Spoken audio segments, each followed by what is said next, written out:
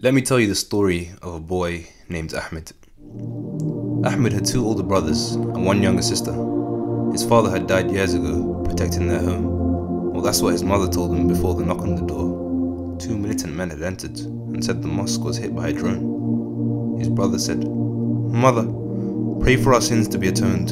They went with the militant men and left him, his mother and sister alone.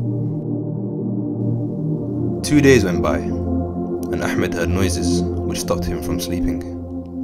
He looked over to his mother's bed to find his mother was weeping. The next day, the people of the city were woken by the most insistent of bleeping, until the loudest noise of all was heard. There was silence for a moment, and then the screams started to seep in. His brothers hadn't come home, and the city was bleeding. Ahmed!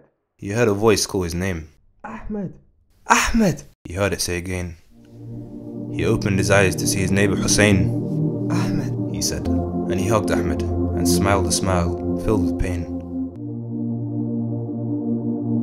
Ahmed asked Hussein, "Why are you crying? Aren't you a man?" Hussein's eyes were filled with tears. He smiled and said, "A man should cry when he can." Ahmed looked back and said, "Hussein, where's my mother?" "She's gone away." "And my sister?" "She went with your mother to a beautiful place."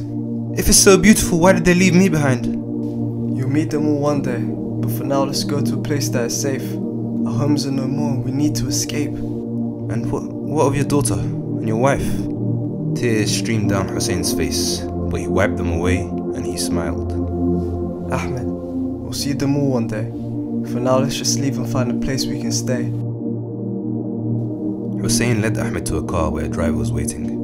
They went inside and started driving for ages.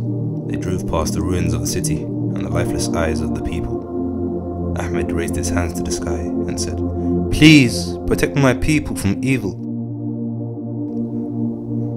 At dawn, Ahmed saw Hussein give the driver a bag. The driver nodded to Ahmed and shook Hussein's hand. Hussein said, "Ahmed, now we walk. We're not far from our destination. But show me why they call you Ahmed the Strong." They walked and they walked through sunshine and rain until one day they reached the ocean, south of a place we call Spain. Hussein spoke to a man wearing a smart-looking cap. The man shook his hand and Hussein gave him a bag. Hussein waved Ahmed over and they climbed on a boat full of people. Ahmed was only 7 years old. He had already seen so much death. So when he saw the big wave, he didn't hold his breath. As it struck the boat, which was full to the brim with people, Ahmed put his hands to the sky and said, "Please, protect my people from evil." The boat bowed down to the power of the wave. All the people dropped into the water like the sea had enslaved them. Ahmed fell in, and as his lungs filled with water, he closed his eyes and smiled. Maybe now Hussein can see his wife and his daughter.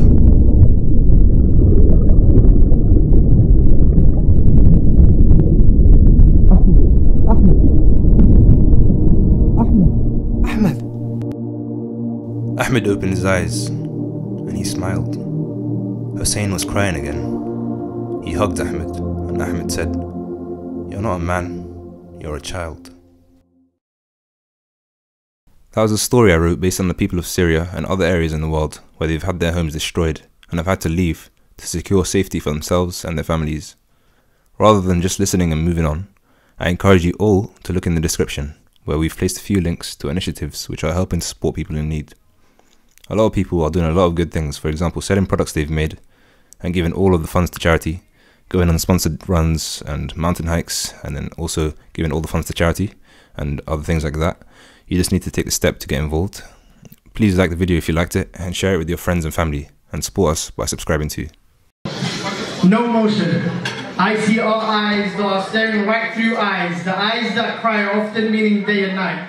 Often younger than the age of 10 and 12, covered in dust particles, parts on the floor. No motion. Just liquid sliding down their cutted face, not because they were complacent, but the hammer was dropped in the right place. And the hammer was dropped so sudden. that hammer that was dropped with a keypad and a big bloody red button, that hammer that was dropped by their uncles, killing their fathers like what Scar did to Mufasa, and this time young Simba knows from the beginning that it wasn't his fault.